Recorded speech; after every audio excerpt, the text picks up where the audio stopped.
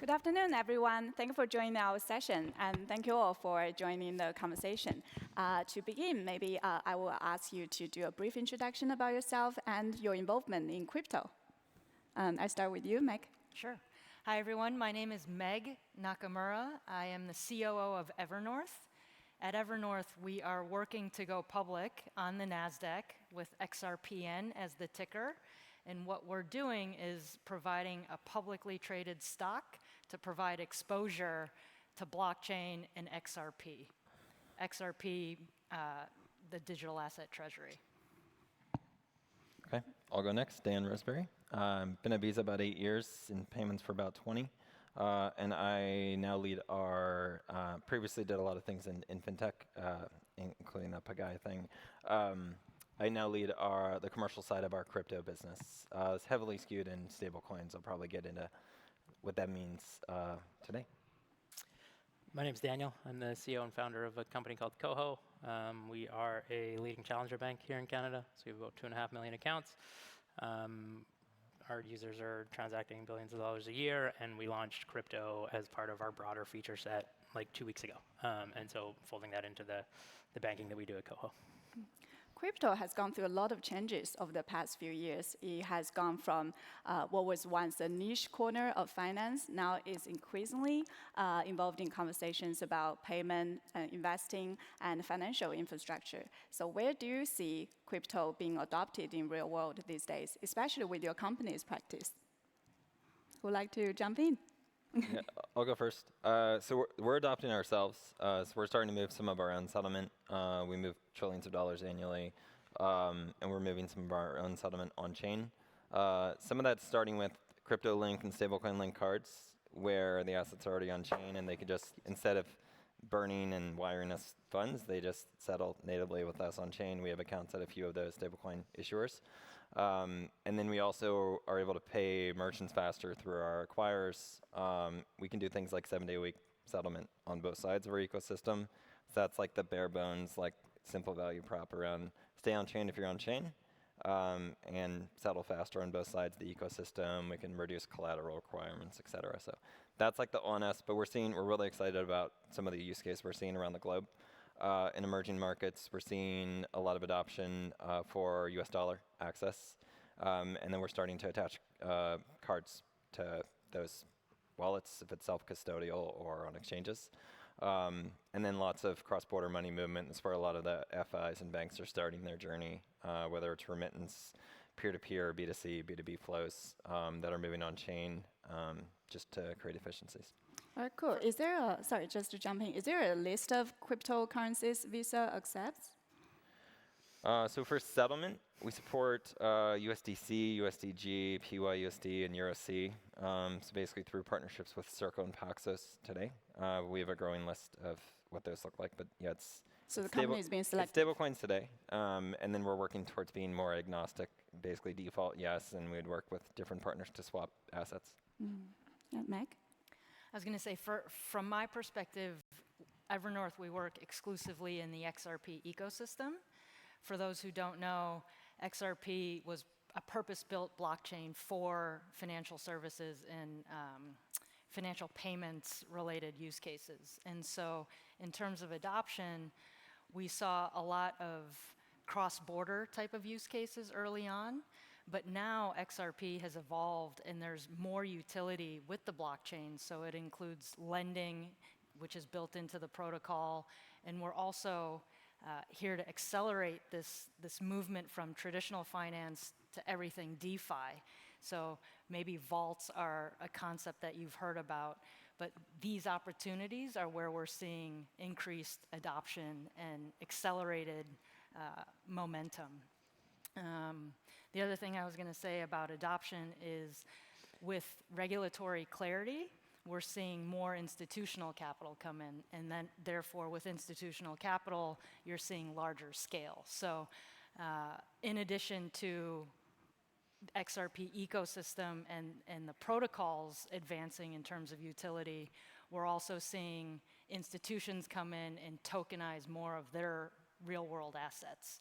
So we went from something like zero being tokenized to today, we're tokenizing about $30 billion in assets on the ledger. That's very impressive.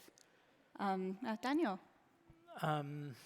Yeah, so maybe talk about a few of the use cases that are interesting, and then a few of the open questions, because I think I'm perhaps less crypto-pilled. So the remittance use case makes a ton of sense. There's like 9 counterparties in an international transaction. It takes 3 days, so clearly like an immediate settlement that removes all that counterparty complexity is good. The really interesting thing about stable coins, because we're very card and payments focused, is crypto has historically been not useful from a purchasing structure because of the tax code where it's treated as a sales event. And so therefore you have all of this complexity where you have to have like thousands of marks in a year about what the mark was that you sold at the time. So having a flat asset like a USDC is highly predictable, and then you don't have the tax complexity. So like there is this emerging use case around spending. We are, some of the things that I think remain like really unclear as I think about stablecoins and this crypto is there is this thing where broadly, because we looked at this, we looked at securitizing the city of Pittsburgh, because the city of Pittsburgh has bond yields that are like 7%. And we were like, that's probably a good risk-adjusted return. And we thought about using stablecoins to bring that asset to our users. And then what we found was like, can we just do this with a ledger? Like, is this just a liquidity problem? And so there is this thing of like, what abstraction does a token actually provide is kind of thing one. And then thing two is the deeper a market is, generally the more efficient it is. And so crypto and these tokens are really good at small markets and inefficient markets. But like the NASDAQ or the bigger markets get, like the less price arbs there tend to be. And so there's this like inverse utility as the usage scales. And so I think those are like open questions that this needs to answer. Do you think that will change like over time?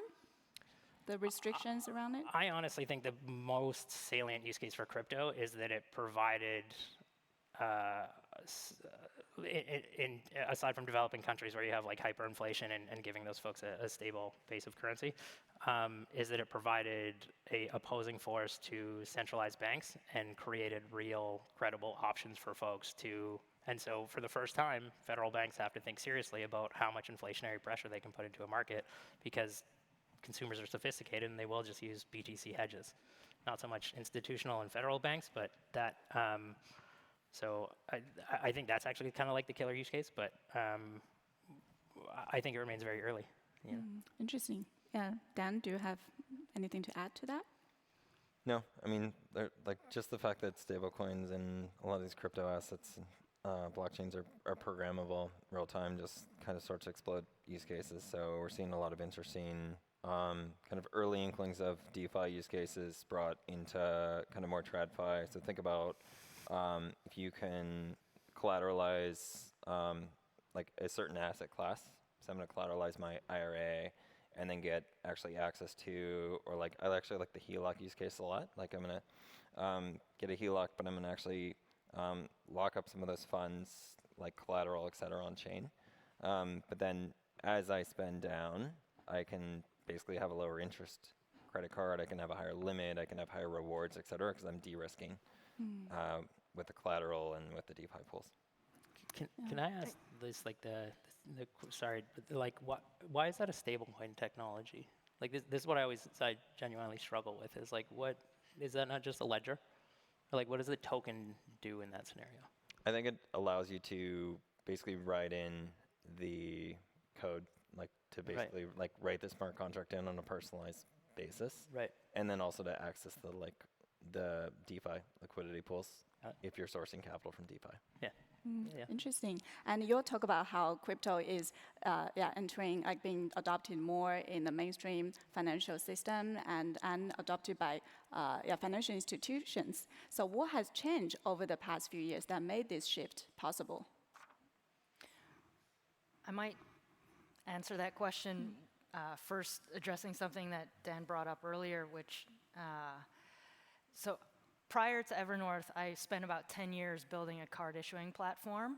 And so we built technology for companies like Coinbase and Venmo to build card programs and offer their end consumers. And so one of the benefits to crypto, one of the benefits to that company that I built before is that Visa now allows for 7-day settlement. In the past, I had to post 4 days of collateral in a reserve account. This is precious working capital that I had to post at the financial institution because of a 3-day weekend. Yep. It's hugely expensive, right? Like it, and so this ability to settle with Visa for the whole, I'm not sure how well everybody knows how complicated Visa's work is, but there are many parties to distribute all this money to. Yeah. The fact that it happens seamlessly 7 days a week outside of banking hours is a tremendous benefit. Yeah, we guarantee the payment, and then we're balancing the counterparty risk, basically. But what we also have actually introduced recently is our global money movement platform, Visa Direct, where we move trillions of dollars a year. We actually allow real-time funding instead of collateral as well for those It's flows. huge. Working capital is real, for sure. Yeah. Yeah, that's very interesting. So maybe go back to a previous question, like what do you think that has changed over the past few years that made this shift to a more mainstream system possible for crypto? I mean, I'll just say it's regulatory clarity for us, because we're starting to see the institutional adoption, then we're leaning in on that. So I think the conversations just in the last 6 months, really 6 to 9 months, kind of like genius. Everyone took a few months to digest and call in all the consultants, and then like call us in the fall around like, okay, we think we know where we want to start this journey, has been game changing. It helps us prioritize across certain geos that have that clarity, especially in the US. And then all of our ecosystem, because those are largely regulated financial institutions where those are effectively our members, whether it's acquirers or issuers. So across our ecosystem and for a lot of our use cases, we were kind of in like pilot mode, and now we can start to shift towards like GA availability on a lot of our capabilities. One of our core value propositions is expanding internationally and not just being US focused. And with XRP, the ecosystem is very active in Asia. And so on top of the regulatory clarity in the US, we're seeing increased regulatory clarity worldwide. It's not just in the US, it's Japan, it's Korea, it's the Middle East, it's Maybe Europe. coming soon in Canada? I think it's being worked on. Yeah. Maybe coming soon in Canada. I think maybe a couple related swim lanes are that crypto had to grow up. Like there was a lot of really not good things happening in crypto and NFTs and some of these other like currencies, which were pump and dumps. They were like not borderline, they were Ponzi schemes. And some of those like altcoins were not good practices. And then there's clearly a lot of like really good use cases and really good companies that have been built. And so they did have to sort through that. And then I think kind of the beginning of this transition was when we started creating EFT structures that were attached to crypto. And then it's like, that was, I think, the first kind of like big stone to fall in terms of true regulatory institutional acceptance. Because once you have an EFT attached to these things, like why not just directly connect the market asset? And that's a forcing function to clean it all up too. Totally, yeah. So it sounds like we're entering a period where we're going to see just massive changes and fast growth in this field. And yeah, let's hope you'll come to Canada soon. And as someone who is not an expert on crypto, I read in the media there are a lot of crypto, different kinds of cryptos, and the Trump have his currency too. Just how, do you think there will be like some of them would eventually disappear? There will be some that are more dominant than others, or would they just be coexisting? Maybe help me understand. From my perspective, the simple answer is that there are different cryptocurrencies, different blockchains that are purpose-built for different use cases. So as an example, Bitcoin has emerged as digital gold and a storage mechanism. XRP is very much focused on payments, financial use cases, tokenization. Ethereum, great around smart contracts. Each ecosystem has its almost speciality, and I think that's one way to look at it. I'll just add to that, we're seeing a lot of shift towards privacy too. Privacy and then payments focus, blockchains focused on throughput, anticipating like a new world of agent-to-agent transactions, where today Visa does tens of billions of transactions. Like conceivably, if I fast forward 10 years from now and we have agents that are doing like like tons of microtransactions to basically talk to each other, access data, et cetera, then that could be exponential growth on top. So we have to, like, we're preparing for what does that mean in terms of throughput across our network and how the blockchains play in. We launched validator node business with Canton, Tempo, and Arc, because they're all building in that direction. And then privacy is pretty important for institutional adoption and various use cases as well, but you need to balance privacy with controlling for other risks.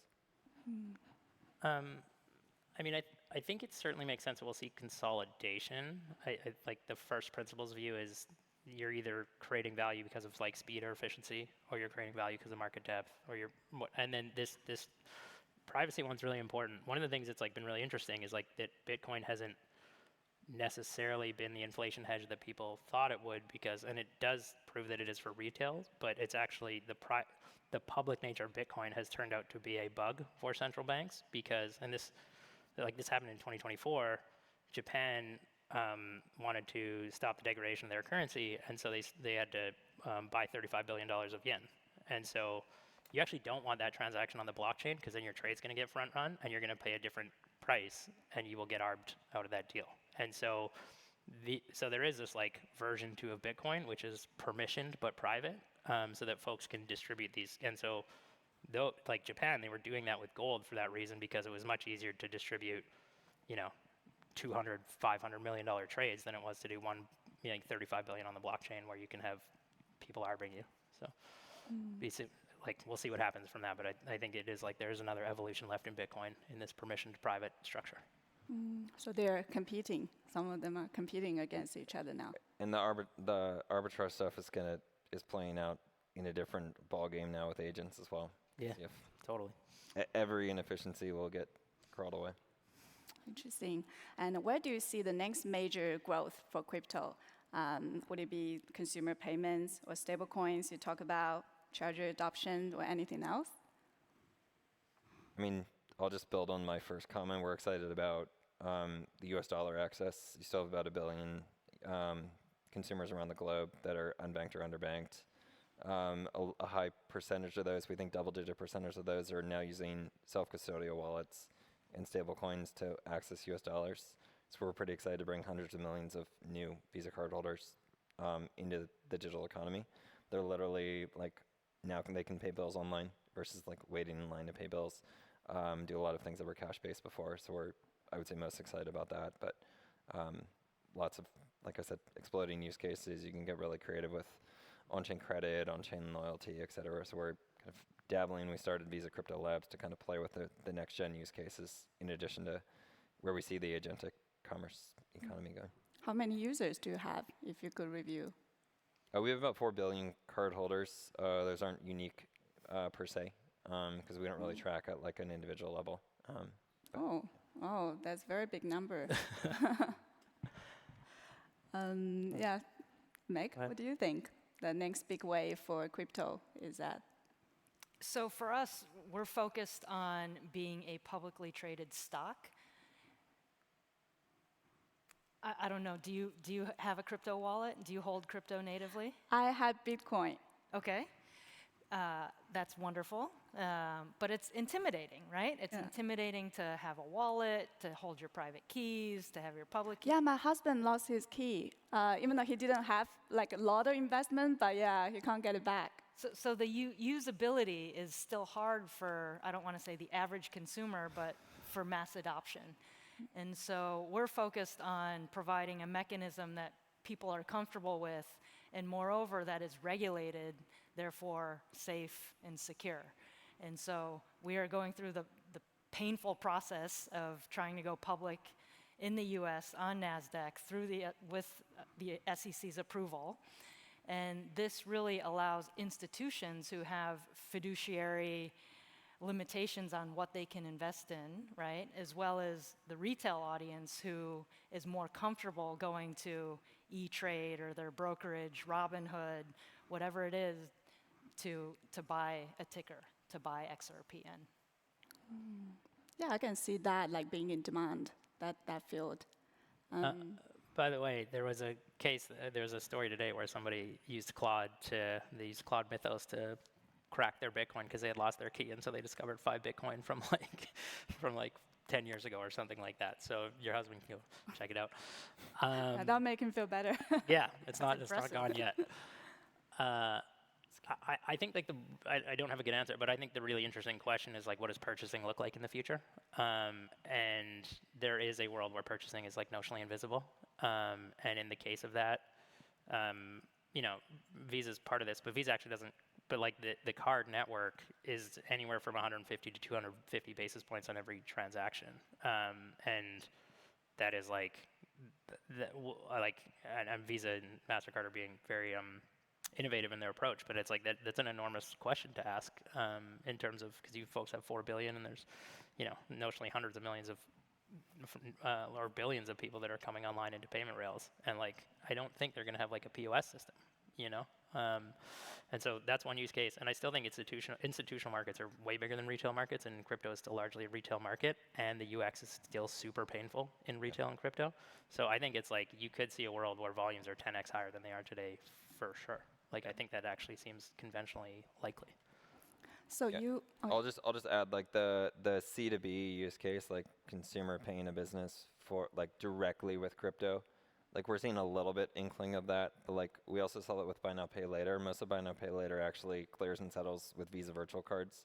So it turns out accessing like 175 million merchants and all of our like rules and controls is a little bit easier than trying to build the merchant network yourself. So it sometimes becomes like solution in search of a problem on like the direct acceptance. But to his point, like it's 200 trillion of B2B flows that's addressable. Like our whole payment involvement on the public number, it's in the mid-teens of trillions. So like think like 10 to 15x the opportunity size on B2B. Largely that's Swift and wires and ACH today. I think a lot of that will come on chain over the next decade plus. Any challenges you see that comes when we talk about growing this sector? Like, is it about around education? I just feel many people around me, they don't know much about crypto, and how, as it enters mainstream, how can they be part of that? I mean, honestly, I think it's about extracting the complexity away. Like, even if I think about how hard it was to buy Bitcoin or whatever digital asset maybe 10 years ago versus now, like, you have apps like Coinbase, Kraken, et cetera, that just make it pretty seamless, like as easy as signing up for a Chime or Cash App or whatever neobank type account. So I think it comes down to like abstracting away the complexity and just like pushing like blockchain the complexity down into layers and making things more efficient. So the retail consumer or the small business in Argentina just has a US account, and then they have their local Argentinian peso account. And they can switch between those, and they can decide maybe they have one card that they can spend against both those balances. So it's just those automagical experiences where you get the adoption versus like in the like large corporate treasury, how do I shift like some of that 200 trillion B2B flows? You get into the nitty gritty of like, you gotta like unwind and rewind like ERP systems, and like there's some moats there that they're preventing some of those flows from shifting over. But step one was some of the institutional adoption, regulatory clarity, and then we'll start to see that roll. That's true. And let's talk about risks as crypto is growing and being talked about more in mainstream. What risks are there that industries need to address? You want to go? Yeah, so there's probably a couple answers. Like, so as we have gotten into larger value transactions, there is still a manual process. This is a minority of people, but there are folks who are like bad actors that use crypto. And so like the fraud controls in crypto are totally different than the fraud controls in a banking environment. And that's good. They're like equal-ish, but they need to mature. But like we do see real human trafficking and all that kind of stuff. Like it is unfortunately part of the reality, right? So that's part of it. I think the biggest, what I just said earlier, which is like you have to have a permission private structure if you want to get into heavy institutional flows in this business, and no one yet has solved that. Remains like, and that's I think like a necessary precursor to get to 10x market size from where we are today. Mm-hmm. From our perspective, one of the promises of blockchain really is to power agentic payments and to have programmable money. Blending AI and blockchain is really exciting and something that we're all optimistic for. However, AI provides incredible ability to work with speed, but really you need speed with judgment. And so being mindful of how these things work together, I think, is really important going forward. I'll take a simple answer, like faster payments is often faster fraud. So we just need to be smarter about where there sometimes are like baked in delays in the system. That's for a good reason. So sometimes like having those checks and balances or treating a new user on platform different than recurring transactions on platform. Just be nuanced and personalizing the approach, but there's a lot of good technology out there to go do that. And then like a lot of the traceability of blockchain transactions is helpful to kind of trace these things through, but there's bad actors. It's a good point. Like, it turns out the biggest security feature for check deposit is not any rich security figure. It's just how long you hold the check. And so like speed is both a feature and a bug. And like sometimes you just like, especially when you're intermingling like DeFi and TradFi, you have TradFi dependencies that are not going to operate at the same speed, right? So there is a validation and verification process, and sometimes speed is like, counterproductive. Yeah, and I'll just say like, there's the popular, not to bash, but like the popular narrative is like, okay, it's like 100, 150, 200 basis points for these transactions, but like Visa's taking a very small portion of that. We actually don't take interchange, like we take a small fee. The interchange flows to the issuer because they're doing things like rewards, they're extending 30-day flow, they're taking rewards they're not gonna get paid back, et cetera. So if you balance like, okay, how do I take similar things, like counterparty risk, fraud, checks and controls, guarantees on the transaction, you add all those things together, like there was this big wave of pay by bank a couple years ago, like the clearing price on that was between 100 and 200 basis points once you added in all those value add services and the guarantees. So it's, I don't know that like crypto, there will probably be efficiencies that go lower, but just funny how some of those things add up. Yeah.